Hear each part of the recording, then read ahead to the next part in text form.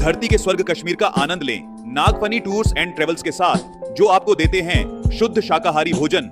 श्रीनगर, गुलमर्ग, पहलगाम, सोनमर्ग आदि के सुंदर स्वर्ग का आनंदमयी टूर आज ही कराएं अपनी बुकिंग। संपर्क करें भूपेंद्र जैन और महावीर जैन से।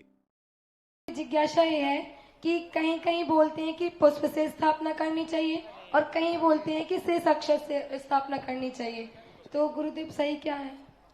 स्थापना के संबंध में कोई नियत निर्धारित वस्तु नहीं दी।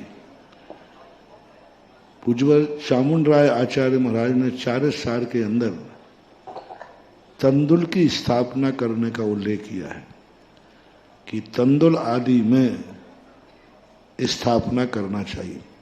तो तंदुल का अर्थ है, तंदुल होता है, अब वो पुष्प की संज्ञा को भी प्राप्त हो जाता है चावल, और अक्षत तो रहा नहीं। तंदुल अलग है, अक्षत अलग है, पुष्प अलग है। तंदुल चावल को बोलते हैं, अक्षत का नाम चावल नहीं है। अक्षत का अर्थ होता है जो अखंड, जिसे तोड़ा ना जा सके सामान्य रूपों से। वस्तुतः पूछा जाए तो अक्षत डायमंड का नाम है। अब डायमंड तो क्या कर दिया अपन ने, डायमंड जैसा सफेद चावल होता है ना, तो चावल ले लिया। पुष्प के स्थान पर पुष्प ही होना चाहिए। अब पुष्प के स्थान पर स्थापना कैसे करें?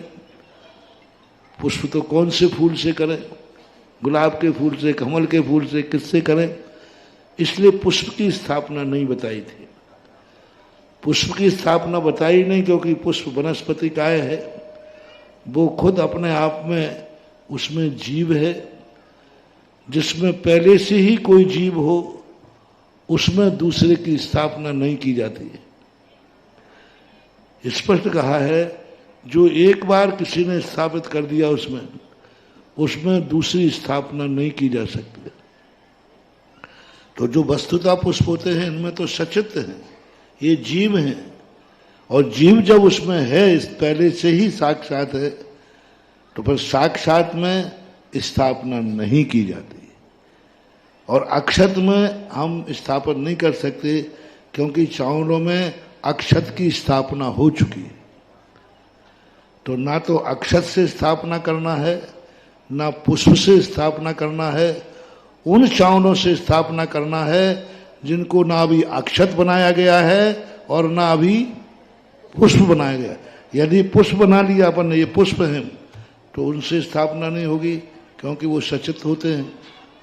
अक्षत बना लिया है तो वहाँ अक्षत की स्थापना हो गई, यहाँ पुष्प की स्थापना हो गई। जिनको अभी अक्षत संज्ञा नहीं दी गई है, पुष्प संज्ञा नहीं दी गई है, ऐसे तंदुल, ऐसे चावलों में हमें स्थापना करना चाहिए। क्योंकि डबल स्थापना नहीं, जब वो चावल ही थे कि नहीं, और आपने क्या कह दिया, अब ये अक्षत है, तो चावल में किसकी स्थापना हो गई? अक्षत की।